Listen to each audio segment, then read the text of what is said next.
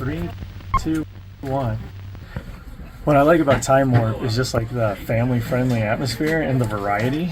A lot of shops, it's just there's a lot of dark stuff that can kind of scare kids. And with my kids now, I can let them go look for stuff. I can go look for my stuff, fill my missing keys and all that, and it's just a good time with the family. I've been coming here since 2006-7 when I moved to Boulder, and it's just been going ever since.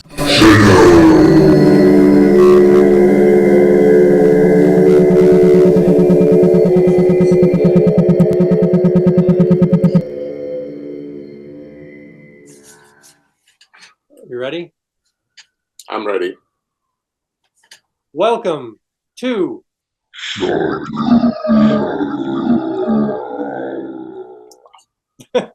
Shaddoom.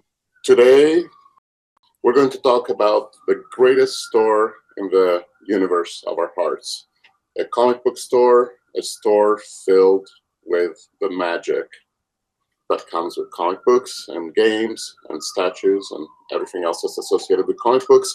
Time Warp Comics, a store that I knew about before I even moved to the United States.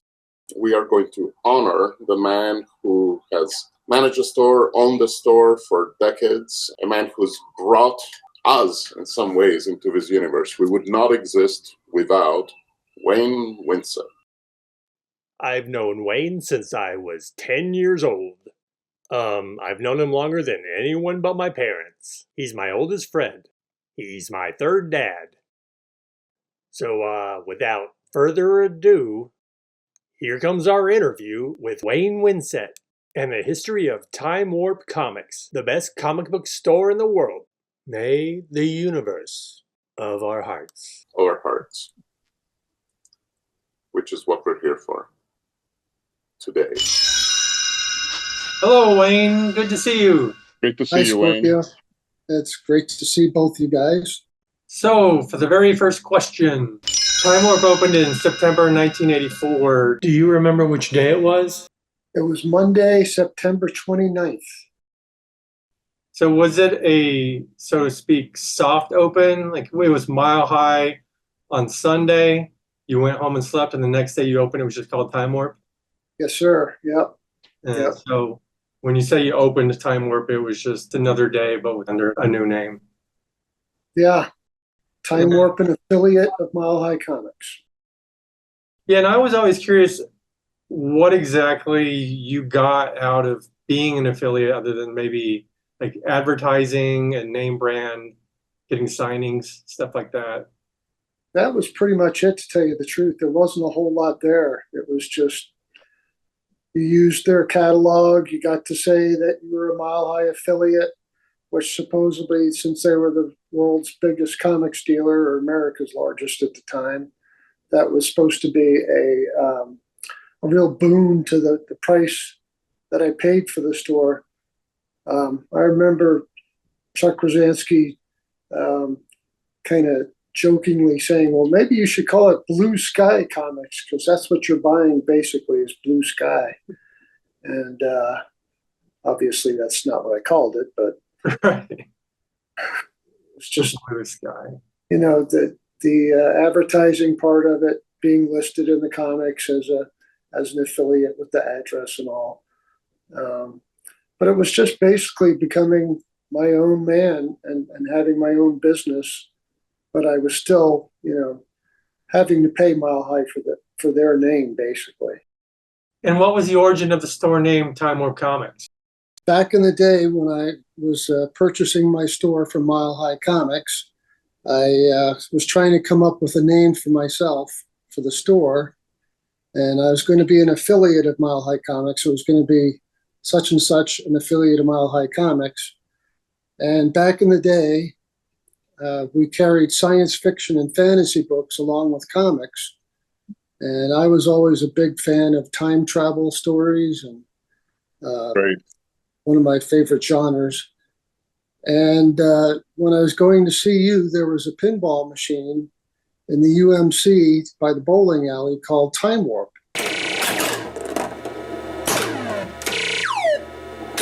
And in between classes, I'd go play that pinball machine. And between the pinball machine and the selection of science fiction fantasy books, plus that Rocky Horror Picture Show. Let's do the time warp again. It just kind of seemed natural. Oddly enough, I came up with the name Fantasy Works first. Welcome to Fantasy Works. I was going to call the store Fantasy Works, but there was a gentleman that bought his store about a month before me from Mile High Comics, and they named their store Fantasy Works, and that was in Buckingham Square down in Denver. Okay. So that made me come up with a new name. I was walking down on the Pearl Street Mall one day, and it just hit me like a bolt of lightning. Time warp. Time warp, and that was it. Time warp. I love that. It's a good time warp connection right there, and I love the fact that your choice of time warp really does go back to the root of sci-fi and that sort of concept, but it touches upon the pinball, which Scorpio had guessed, and Rocky Horror, which I had thought might have been an inspiration, but it goes much deeper than that. So, and it's time warp comics. Nowadays, comic books are also both a nostalgia item, and there's so much talk about time traveling comics that it was a very, what do you call it, insightful inspiration on the Pearl Street Mall. I love that.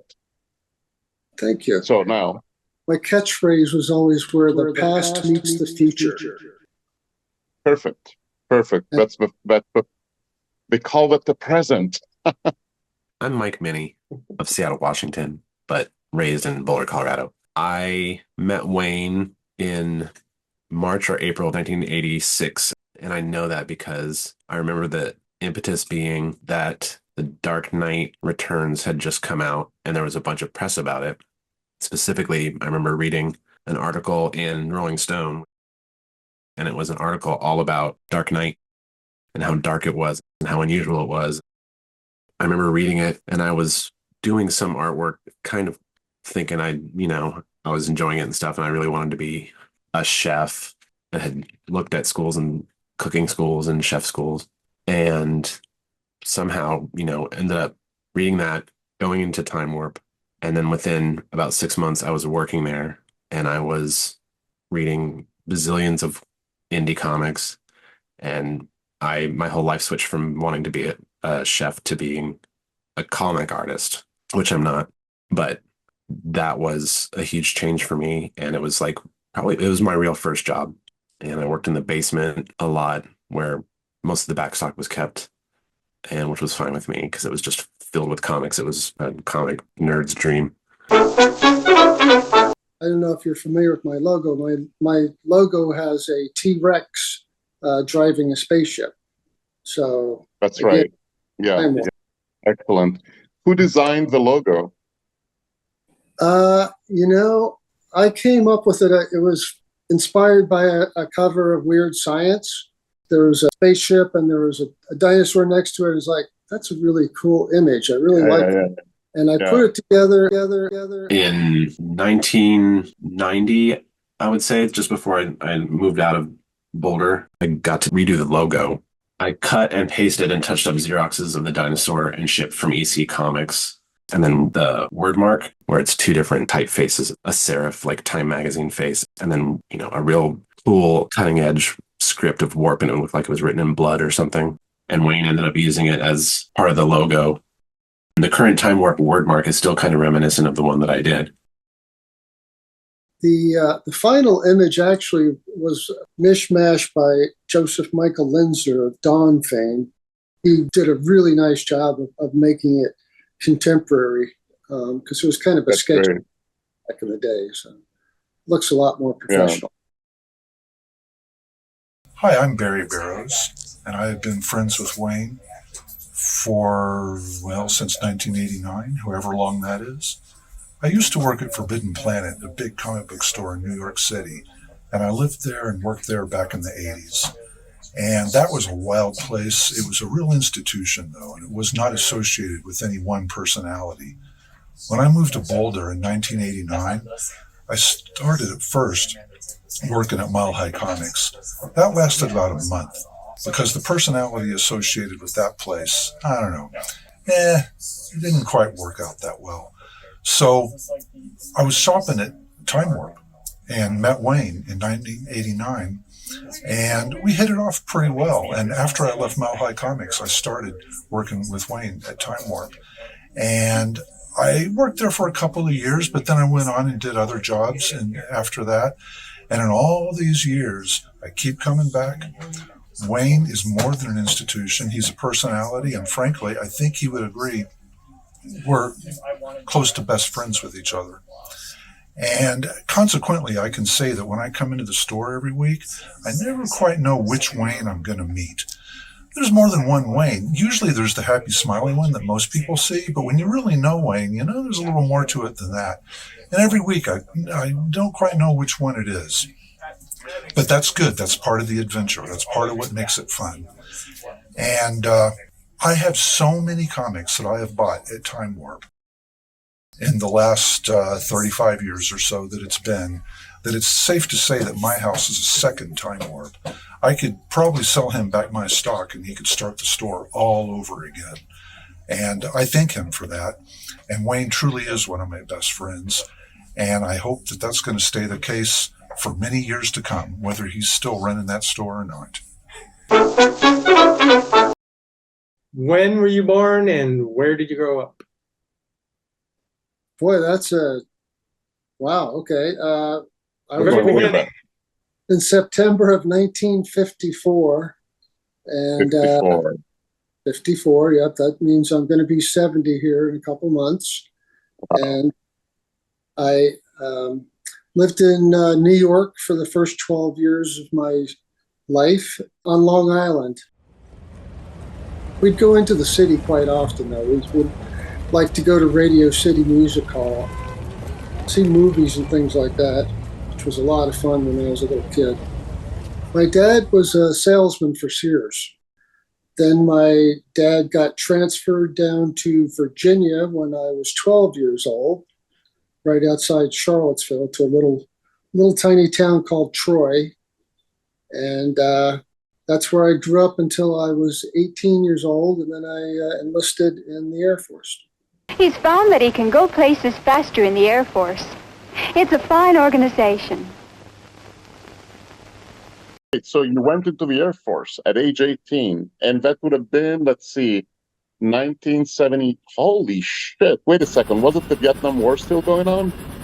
Yes, the Vietnam War was winding down. I went in right when we were bringing the last troops home.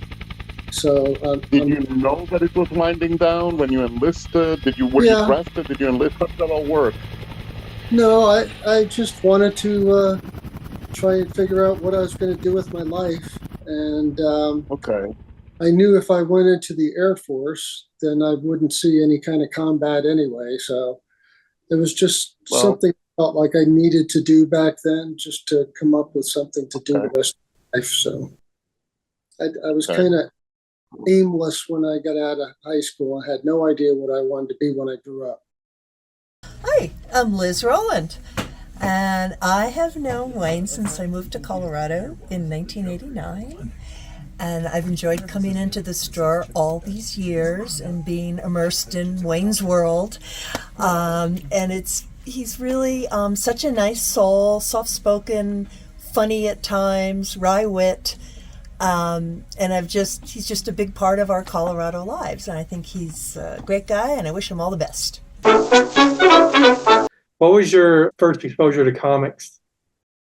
My grandparents on my mother's side, Grandma Brywin, took me to pick up my grandfather after school many times. He worked at Grumman Aircraft out on Long Island. And right across from Grumman Aircraft was a little place called the Farmer's Market that my grandmother just absolutely loved to go. And she'd be shopping around, and she would drop me off to watch Little Rascals serials. They had a nice little stage place where you could just sit down and watch the the Little Rascals, and right next to that was a bookstore that my grandmother used to go to all the time. She loved to read. And at that bookstore, there were comic books, used comic books that were a nickel a piece. And that's actually where I got my Fantastic Four #1 that I've had all these years. Wow. If I got tired of the comics, and I did on some days, I would bring them back and they would give you 2 cents a piece in trade for them if you brought them back. And we went quite often, and there was, everything was out back then, Harvey Comics, Richie Rich, and Casper, Archie's, and Jughead, which I liked. I just read everything. I was a voracious reader, and I just couldn't get enough of it. And it really did help me read and improve my vocabulary. And my grandmother loved buying them for me, and my parents never seemed to object.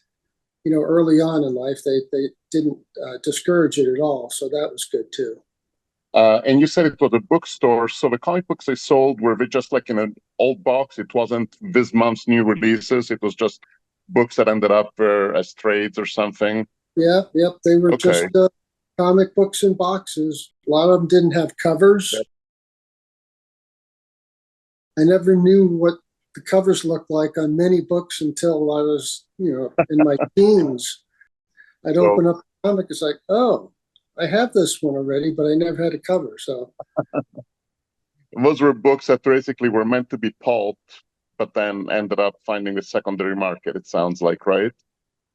I guess so. I don't know where they came from, like other people, trading them back and forth, back in and getting more. I would just get whatever they had there that looked interesting. I didn't care what it was. Yeah.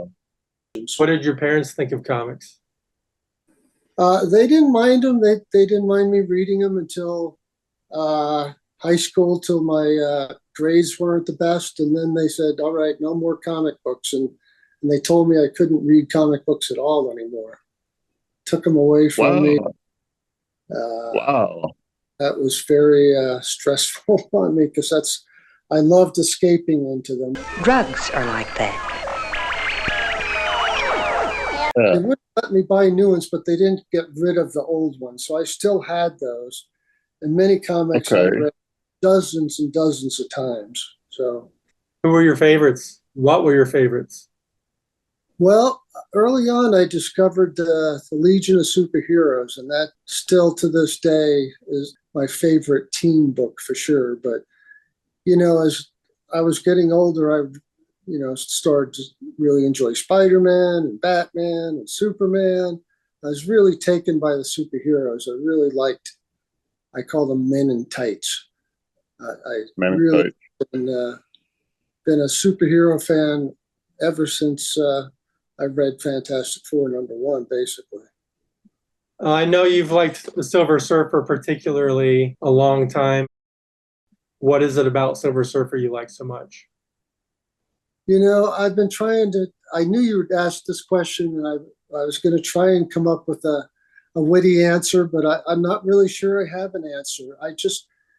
It spoke to me, and I'm not really sure why. I think it was something because he was such a loner and by himself, and he was pontificating and pondering the meaning of life at the same time I was when I was in high school, and it just for some reason spoke to me. And I love the space aspect of it, that he was on a flying surfboard out in outer space. For some reason, that really intrigued me.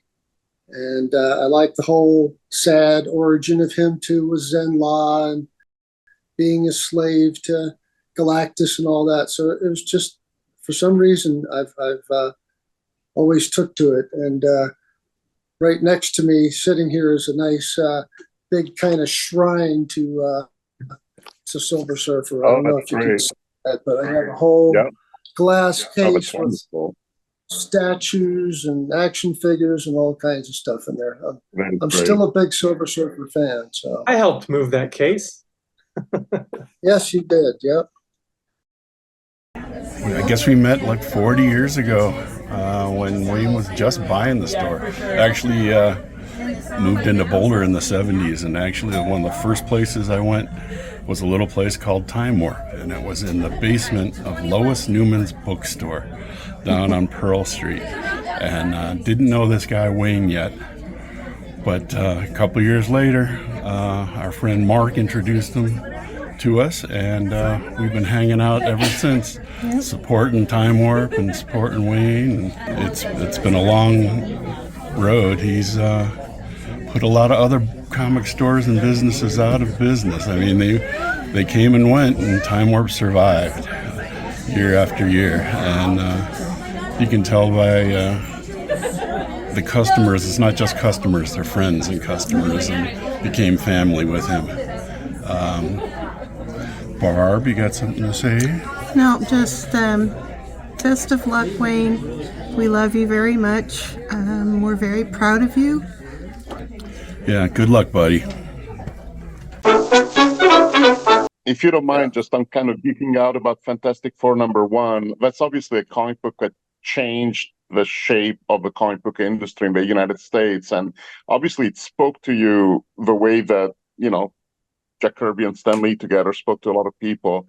Makes sense that then, to me, you would become a fan of the Surfer, because when the Surfer was introduced in the Fantastic Four, was probably sort of peak Fantastic Four, Lee, Kirby, Sinnott, all working at the top of their game. And the introduction of the Surfer was such a memorable moment in comics. I experienced that about 10 years later when they reprinted the stuff in Italy. But then not too long after that, I'm not sure whether it was a year or more, they came out with a Surfer series that John Buscema drew. As a fan of the Surfer, were you following the Surfer series as it was coming out, basically? Yeah.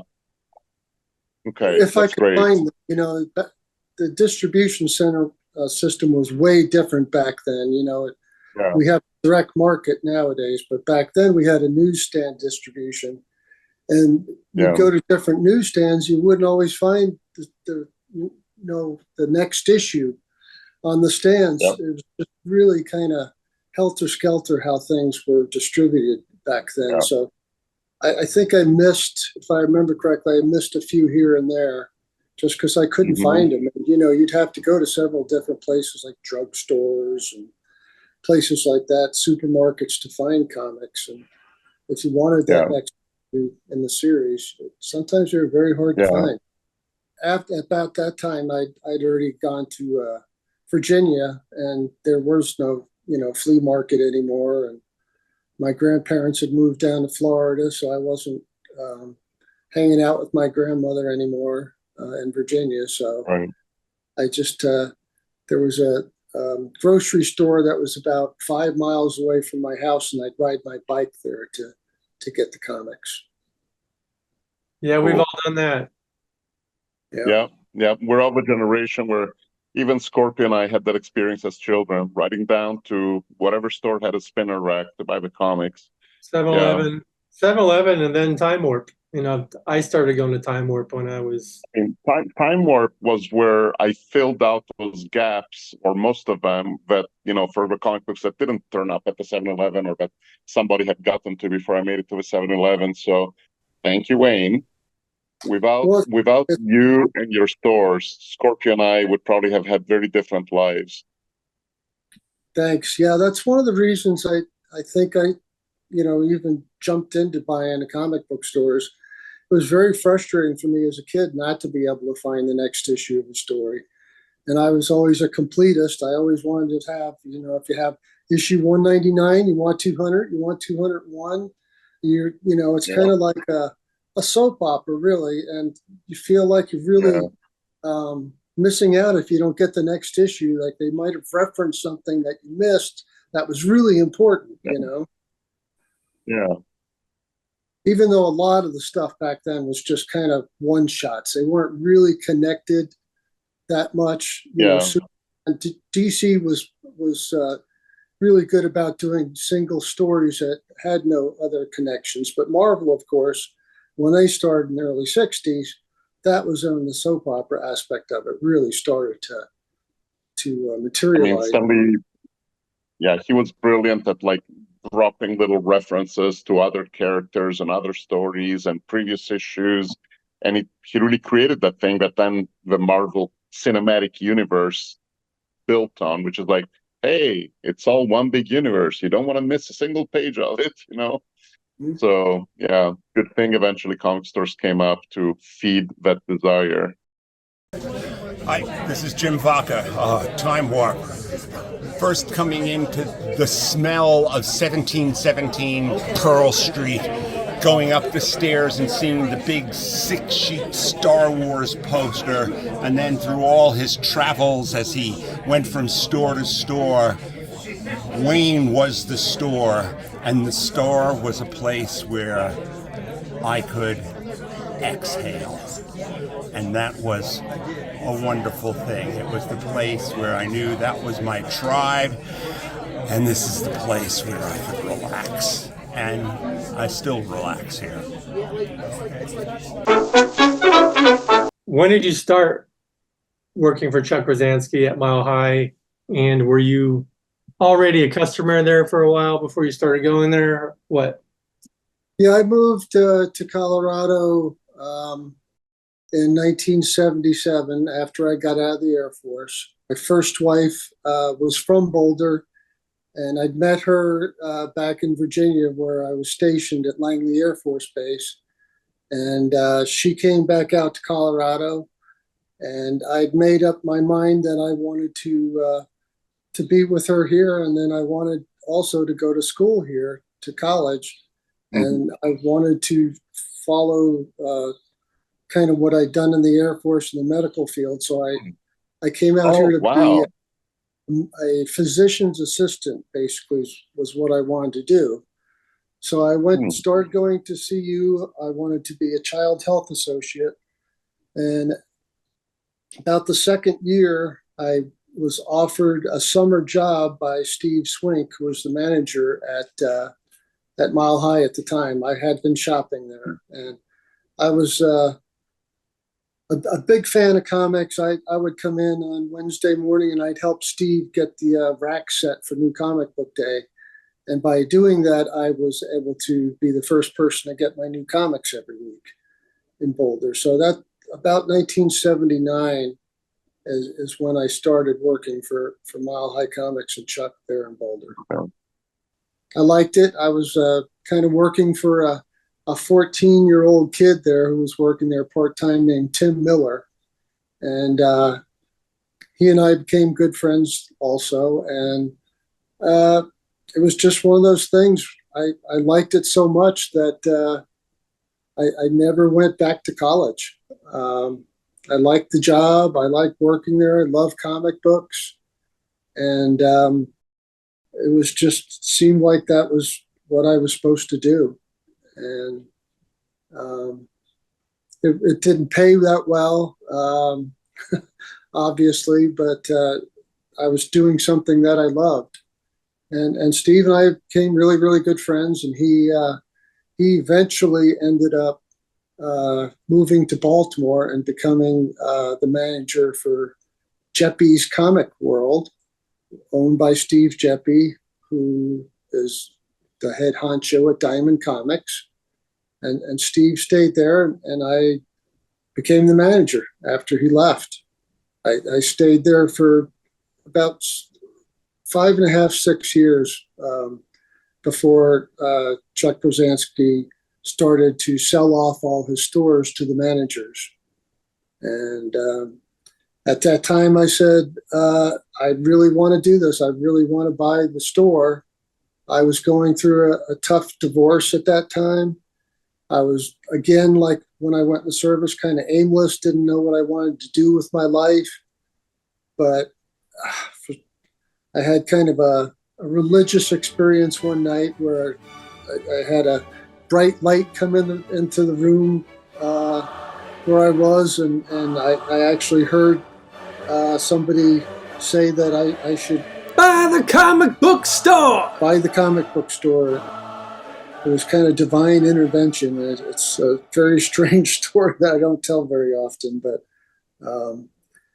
whether it happened or not, it seems like it did happen in my mind, so I believe it to this day. And so that's what I ended up doing. Everybody told me that it was a bad idea, that I was just getting enough rope to hang myself with, because the purchase price of the store is $250,000. And, you know, in 1984, that was a lot of money. And my parents thought it was a bad idea, and their attorney said it was a bad idea, but I wanted to do it, and I decided to do it anyway over everybody's objections. So that's how Time Warp came to be. That's amazing. And like you said, it doesn't matter whether it happened outside your head or not. And, you know, Alan Moore talks about this stuff. It's just like, look, you had that experience. That was an experience that you actually had. That's a pretty powerful experience. I mean, most people may have some strong sense of inspiration, but to actually have a white light and the voice. Since you mentioned that you're a sci-fi fan, Philip Dick, is that one of the authors that you read? Because he goes into, you know, the whole paranormal phenomena affecting his actual life as a writer. And is that something that you've read, you can relate to in any way? Up until a couple years ago, I owned every Philip K. Dick book that there was. A few of them were destroyed in the flood, and I had never replaced them. I am a huge, huge Philip K. Dick fan. I've love read that. so many Dick books, it's incredible.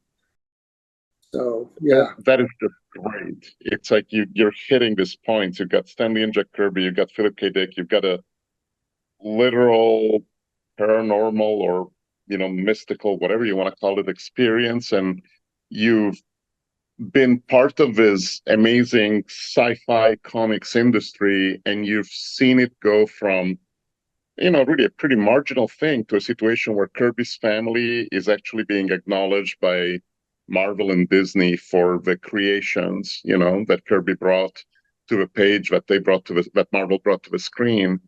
And Philip Dick is, you know, it's pretty well regarded now after Blade Runner and all the different adaptations that were made of his work.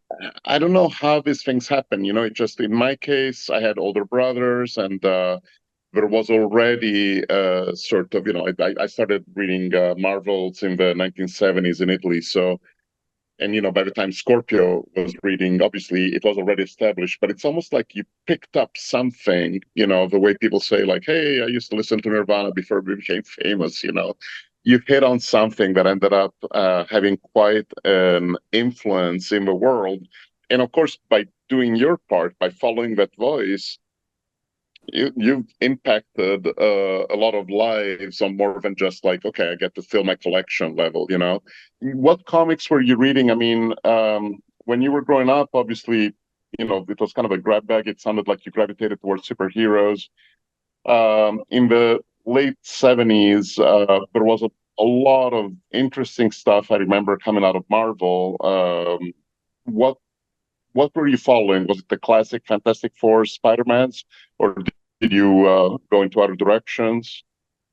I always liked reading everything. So I think the first thing I remember actually buying at Mile High Comics on Pearl Street there was Howard the Duck #1. And wow, yeah. Really fascinated me. It was so different than anything I'd ever read before from anybody. And but there were, you know, there were so many great Marvels, but there weren't that many back then. So I could buy every one of them. You know, it didn't matter what it was, even if it was a Sergeant Rock or Sergeant Fury. I mean, I would buy that, right. You know, whatever. You know, I could buy everything back then. They were cheaper, and that was my thing. I just wanted to get as many comics as I possibly could from all the companies, not just Marvel. I mean, there was all kinds of little publishers popping up, like Eclipse and Pacific Comics, and a whole bunch of new ideas, you know, that were definitely different. I'm Charlie Sullivan. Been a long time supporter of Time Warp Comics. I remember Pearl Street, to Arapahoe on 28th, eventually on 28th at the location it's at now. Always considered Wayne to be somewhat of a friend. Nice guy, easy to get along with. Go out and have lunch occasionally. And then he's always been good to stuff things in my slot up there. He always remembers number 1213, and I remember when Steve Swinkle opened up that whole slot for me. It was at the Arapahoe and 28th location, so many, many years ago. But it's always been a great place. It's always been some place to go and just kind of meander through and just look at everything that's collected in there over the years. Some things you see gone eventually, other things are still sitting there, but it's like a little museum at times.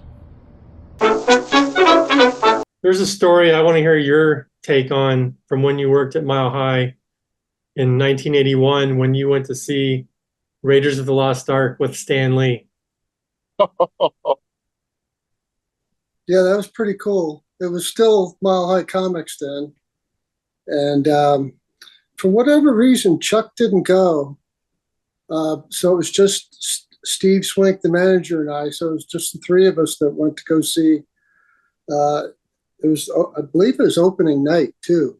I don't think it was a sneak preview because it was in Boulder up on the hill. And it was just the three of us. And, well, you know what?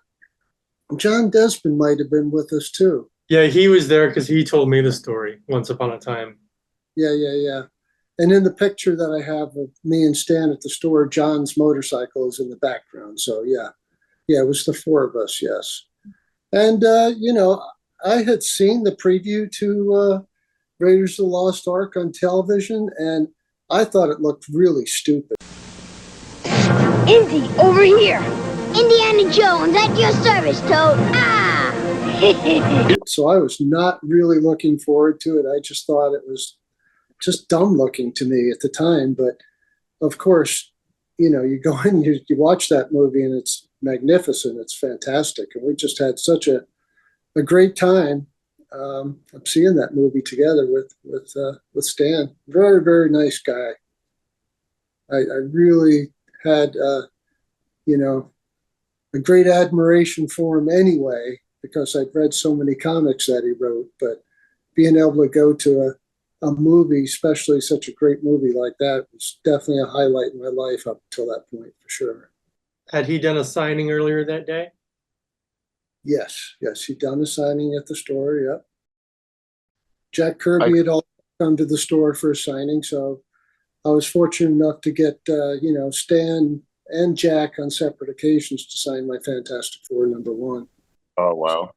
Very, very lucky. I got to see Jack when you had him at the store, which remains, just kind of one of the highlights of my experience as somebody involved in comic books, just getting to shake the man's hand.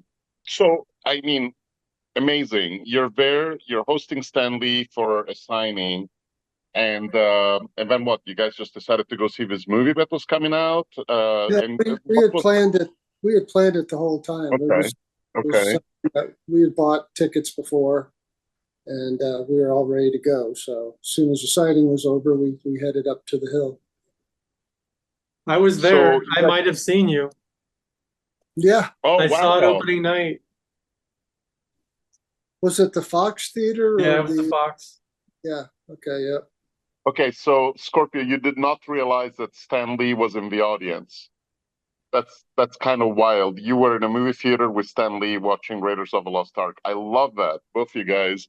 And Wayne, you actually got to see Stan Lee's reactions to a movie, and I'm super curious because by now it's 1980. Stan would have been, in his late 50s, maybe? I'm not sure how old he would have been.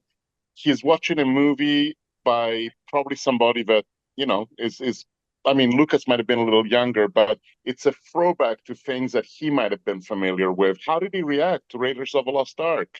We all loved it. All of us were blown away. We were just like, this is so special, such a great thing to see, because like I said, I thought it was going to be stupid. And when it turned out to be as great as it was, I was blown away. I just couldn't stop talking about it. And none of us could.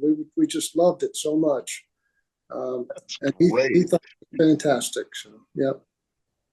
Oh man, you got to have a fan experience with Stan Lee, where you're both watching something and talking about this scene and that scene and the actors. I love that. What a great thing where, obviously you're admiring Stan Lee and telling him how much you admired his work, but then you both get to geek out a little bit on Raiders of the Lost Ark. That's fantastic. I love that. John Desmond. I was at Mile High when Stan Lee was there, and Chuck came over and mentioned Raiders of the Lost Ark. He had just seen it and said, I think you really like the movie. You should go check it out. And I told him at that point, I said, well, actually, I'm on my way there. I'm going to go up and get some tickets. And Chuck looked at me and he's like, I wonder if Stan has seen it. I wonder if Stan would like to go. And he said, could you wait just a minute? I said, sure, Chuck. So he goes over and he asks Stan, and Stan says, yeah, I'd love to go see it. So Chuck comes over with a fistful of cash and tells me to buy like a dozen tickets. And so I went up on the hill and I got the tickets. We filed into the theater when it was ready, and we were sitting down, and Chuck was on one side of Stan and Steve Swank was sitting next to him on the other side, and I was sitting next to Steve. And we were sitting there talking, and then Steve just suddenly, he looks at me with that look he had sometimes, and he went, and we jumped up and we ran off. We ran into the bathroom, and between the two of us, we inhaled a joint as fast as either of us had ever smoked. So, and then we, on the way out, we're kind of waving our arms like this, but it was a waste of time. The place was filled with smoke. So we go back in, and we sit down, and just as we sit down, Stan turns and he looks at Steve and he says, so I asked Chuck where you guys were going all in such a hurry. He says, oh, they're probably going out to adjust their altitude, and I don't really understand what that means. Steve and I both kind of gasp, like, and then he starts laughing. Stan's just laughing, a great big belly laugh. And Steve and I are sitting there looking at each other like, Stan Lee knows we're high, and we're going to watch Raiders of the Lost Ark. This is so cool. So, of course, we sat there and enjoyed the movie. And then I think afterwards we went to a pizza place that was just down the street and had a little party down there. It was a lot of fun. There's actually a photograph of Wayne with his arm around Stan Lee, and right where his arm is pointing is right behind it. You can see the front end of a motorcycle, which was my 500 Yamaha that I owned at that time. So, yeah, it was a lot of fun. Later, I would come to work for Wayne when one of his managers walked away from the store, and worked for a couple of years, which was great fun. I had worked for Mile High earlier with Chuck, and it was kind of nice to work with Wayne. It was a different kind of feeling in the store. Wayne was always a lot easier to get along with, He was always a lot easier to get along with, a lot more friendly and approachable. Sometimes you didn't know what you might say to the previous owner that might set him off. So, yeah, it's been a delight. All the time that I've bought comics in Boulder has been out of this store in its various locations, and it's just been a blast. Now, you said that you had a relationship with Steve, the manager at Time Warp, and then eventually bought the store from Chuck, which was a really bold move. I don't know whether your marriage was having problems before that or after, but that would be a difficult thing to go through. It's like, instead of, did you ever get your degree, or did you just stop going to college at some point before getting a degree? I actually stopped going to college a year or so later. After I bought the store, I decided, well, I'm going to go back to college and I'm going to get a business degree because I owned a business. So I went and I applied to CU, and they turned me down. They said my grades weren't high enough, and I could not get into business school. So, well, doing all that pre-med stuff was really hard at CU, and I did not have the greatest grades. I had to have tutors. College biology, college chemistry, that stuff's really, really hard. and I didn't do well with it in high school. So, after I got out of the service and tried to start fresh with biology and chemistry, I was just lost. And a tutor got my grades up to C's, but that wasn't good enough for the business school. So what I was curious about is, other than knowing Steve, did you know Chuck Rosansky very well? Obviously, he's kind of a seminal figure in the whole move to the direct market for comics. And did you have much of a relationship with him? I did, because his office was in the back of the store. Oh, he was in Boulder. I always thought it was in Denver. That's great. No, he started out, that was his first store, was in Boulder.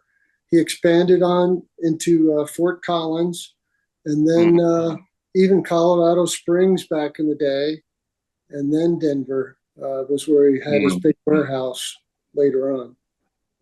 Yeah, I always tell people that Time Warp started life as the original Mile High Comics location. The main one that was in all the yellow advertisements in the comics. Yeah, that was at 1717 Pearl, which was a really oddly shaped building. There's the one floor, and then it had an upstairs where all the used science fiction books were kept. And then there were two apartments in the back. One Chuck used for his office, and the other one was used for his wife's distribution company, which was called Alternate Realities back in the day. Oh, yeah. So, once Alternate Realities left, I moved into that apartment, into the back of the store, and that's where I lived. And I rented out the other side that used to be Chuck's office to friends, basically. My friend Greg Harley was in there once, and a lady named Stacy Benedict, who was dating Jello Biafra at the time, which was pretty interesting. To have a dead baby living in my store. Oh, that's amazing. Which reminds me, did other than the mainstream comic books, and I remember Time Warp in the early '80s carrying stuff that I'd never heard about, like American Splendor, Cerebus, ElfQuest, and I was wondering whether, as a fan of comic books, when you started buying things at Time Warp, did anything jump out at you? Were they carrying Art Crumb stuff, or any of the sort of underground comics, or what? Yeah, well, what was it? Actually, I started reading underground comics when I was in high school. Actually, there was actually head shops, and they'd let a kid like me, I was just like 16, 17, go into the head shops, and all they would let me buy, of course, was the comic book. So the first underground comic book I bought was Slow Death. And I became addicted to the underground comics because a lot of them had, boobs in them, which was pretty cool.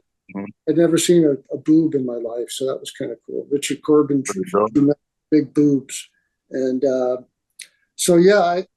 when I went to Mile High Comics and Time Warp, I was a fan of all the independents, Love and Rockets, Cerebus, all the undergrounds, ElfQuest, the Fantasy Quarterly that became ElfQuest.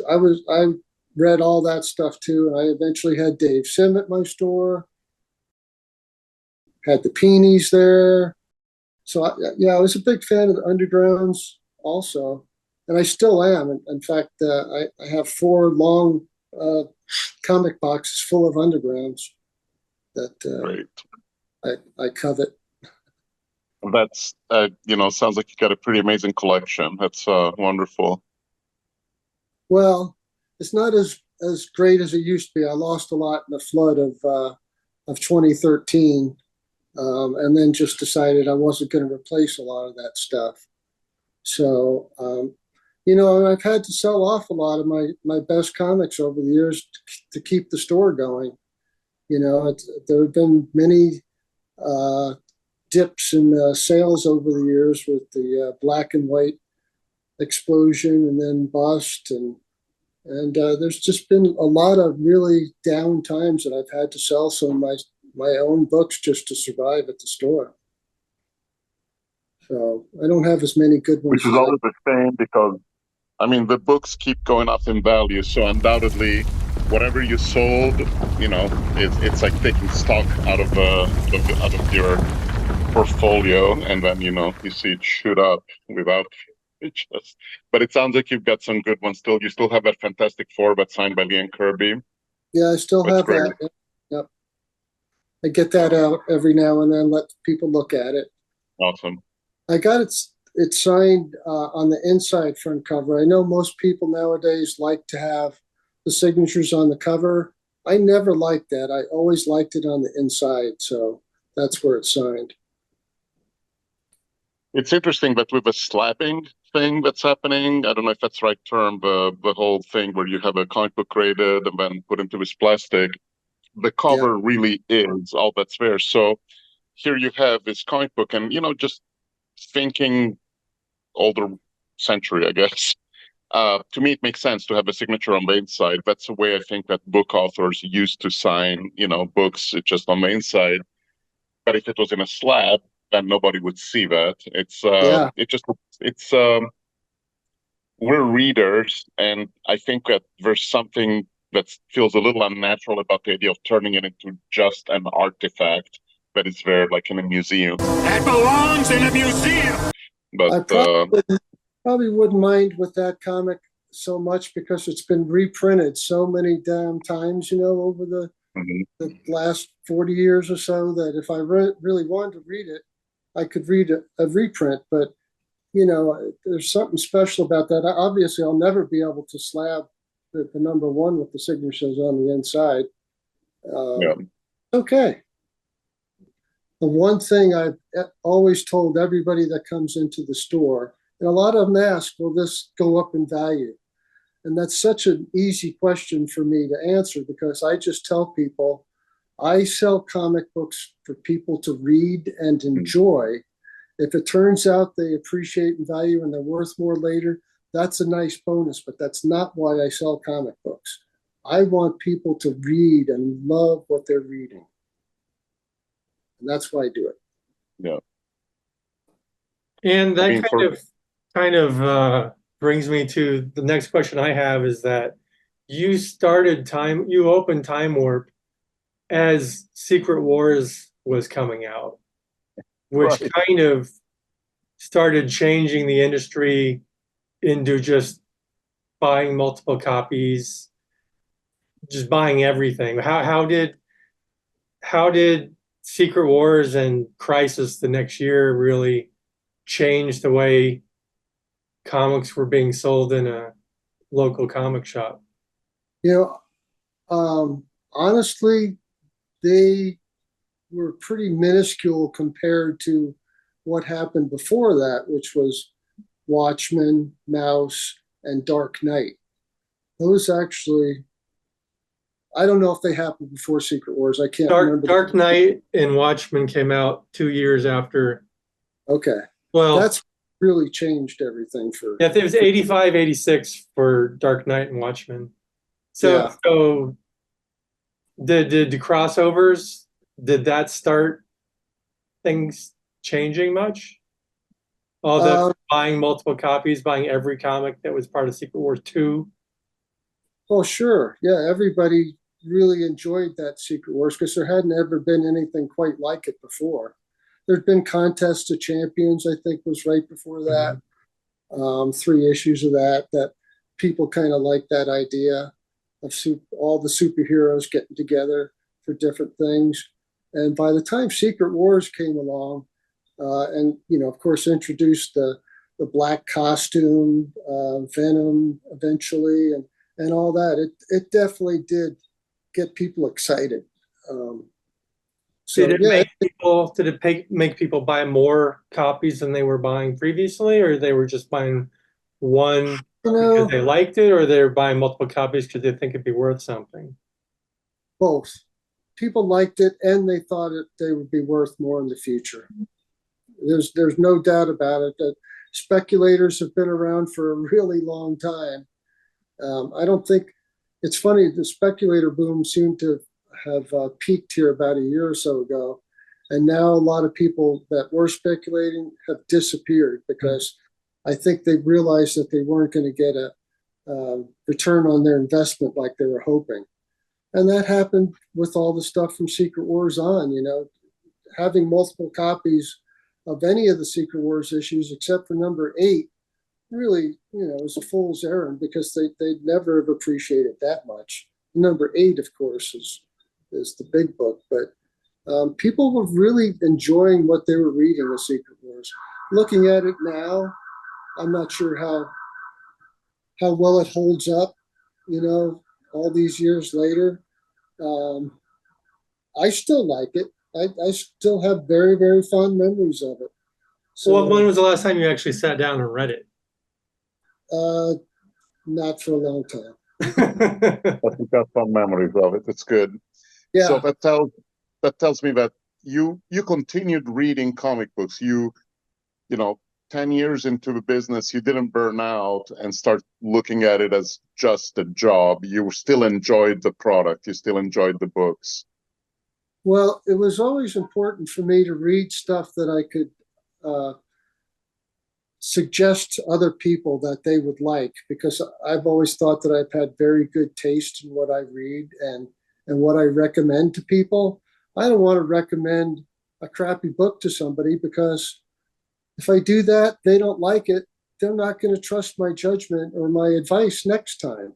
So I don't want to ever, and I do that with my stream sales that I run every other week. I put stuff in there that I want people to read and enjoy, or sometimes I know that they will appreciate and value given the history of the last 40 years. I'm pretty good about picking some of the hits nowadays. So.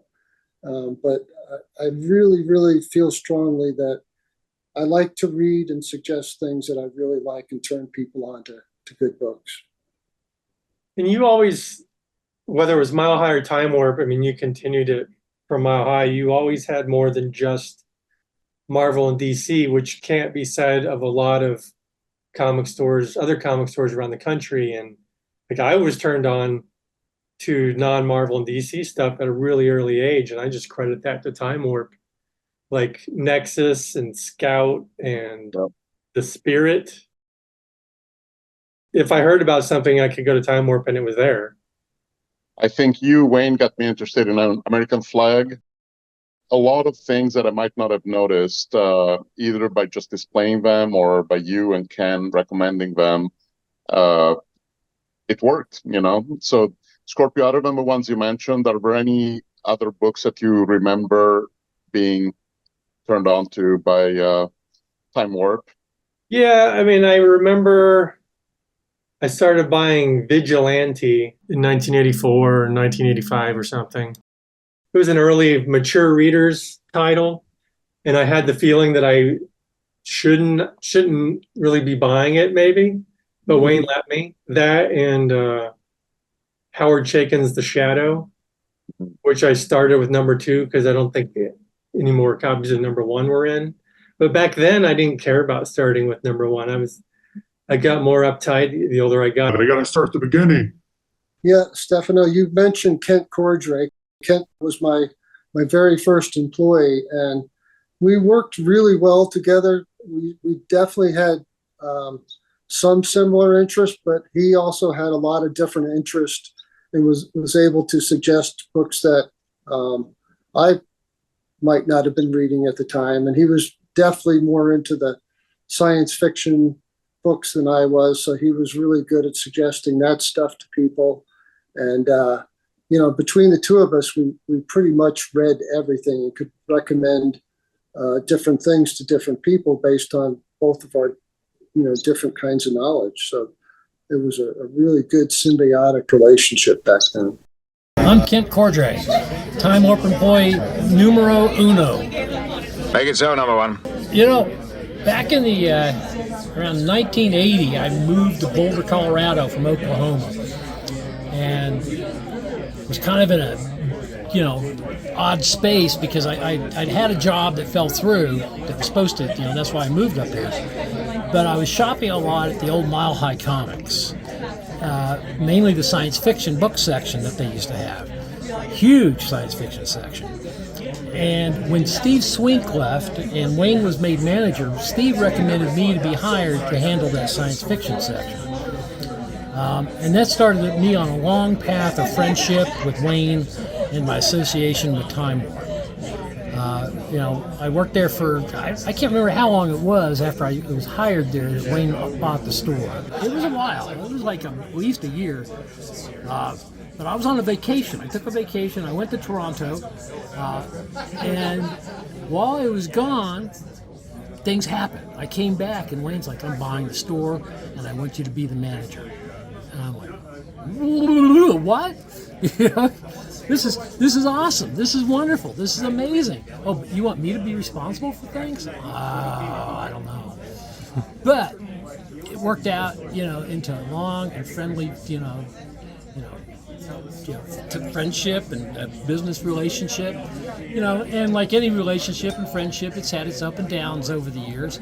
But, we're in a good space these days with each other, and we enjoy each other's company, which is a marvelous thing. Yeah, I've been into a lot of comic stores in a lot of states and foreign countries, and I have to say that Time Warp is still one of the best comic shops on the planet. Just for its sheer eclectic array of materials available. And I am so happy that Wayne has been a success. It's still an endeavor that gets him known on a national level. Wayne's done a really good job of promoting comics in this community. He's done a really good job of fostering people in the business, not just retailing comics, but people like yourself as artists. He's helped so many people get that step that they needed to become, what they wanted to be. Yeah, Wayne was always very supportive, and it was a great place to work. As a high school kid who was trying to figure out what he wanted to do. Eventually ended up being what I do now. So yeah, I'm very grateful for Wayne and his support as a young kid. And I think he's still that way too, from the times I talk to his employees and people like you, Scorpio, who also are still being supported by him as an artist. So it's been nothing but a great experience. In 1994, your contract with Mile High expired, and you were able to just have your own price guide. And what were the pluses and minuses of being an affiliate of Mile High and then not being an affiliate of Mile High? What did you learn at Mile High that you did like or didn't like? Well, working at Mile High, I learned a lot from Chuck. He taught me a hell of a lot about business and, balancing the checkbook and doing budgets, because he actually let me order all the comics for that store back in the day. So I, basically did all the ordering for that store. And also, it was kind of like on the job training after he, left that office. And I was kind of like, I had to teach myself everything else. So, the things I didn't like were the high payments that I had to make every month, which was over $3,000 a month every month. And that was really, really a tough nut to make in the 1980s, just because we didn't have a whole lot of comic customers. There were days when I would just do single, sales. I did, $5 some days and $20 some days. And, it's really, really tough. So I ate a lot of macaroni and cheese for breakfast, lunch, and dinner back in the day. But, I learned a lot from Chuck, and I'm grateful for that to this day. I loved the location of the store, how eclectic it was and how unique it was. But I liked the customers that I had. There weren't that many of them. So once things started getting more popular, it was a lot more fun to work there. Being an affiliate was kind of weird because I had to use Mile High's price guide, which most people did not like because as we all probably still know to this day, Mile High's prices are more expensive than anybody else's. And being actually forced to use that catalog was really, really difficult, and it turned a lot of people off. So I think that would be the main thing that I would have to point to that I didn't like about being an affiliate. Yeah, the prices were mile high. And they still are. Wayne, over the years at Time Warp, you've had a lot of signings with numerous creators, and of all of them, who are your favorites? Well, I don't know if I can count Stan and Jack because they were still with Mile High, but the two biggest ones that will always stand out in my mind are Neil Gaiman and the reign of the Superman tour when I don't even remember how many people there, like 10 creators.